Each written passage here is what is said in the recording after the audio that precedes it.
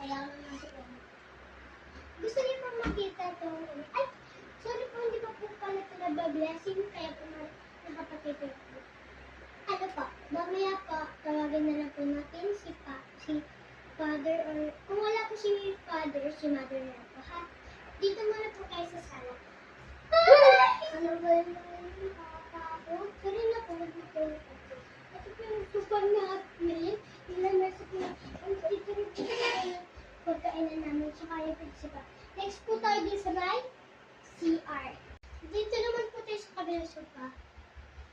Ano po yan? Bakit na naman may... Sorry na po, mamaya na po natin tatawagin yung ano po, yung blessing natin. Ito po yung gupin namin. Doon naman po tayo sa may sala, sa may CR.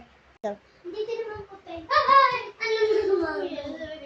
Alam po yung TV namin. Ano po may matakot po na? Ano? Ayaw ko na. Tawagin ko na. Diyan lang po kayo tatawagin ko na. Sige. Hello po?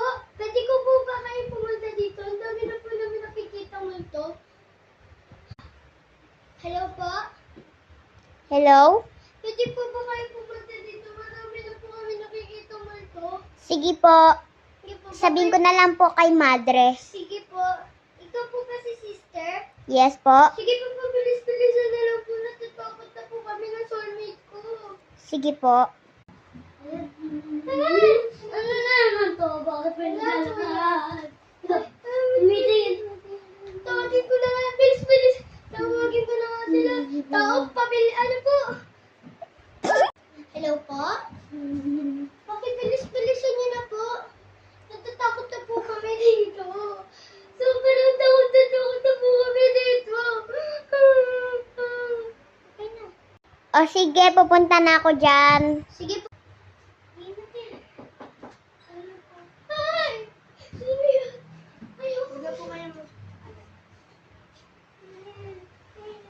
Ano po siya? Ito pong bahay dito. May nakasya po kami dito. Tsaka po doon. Tapos po, may nararamdaman kami na ano po nararamdaman mo ka kanina? Okay, huwag na po kayo mag-alala. Mag-blessing na po. Sige po. Isa na po muna.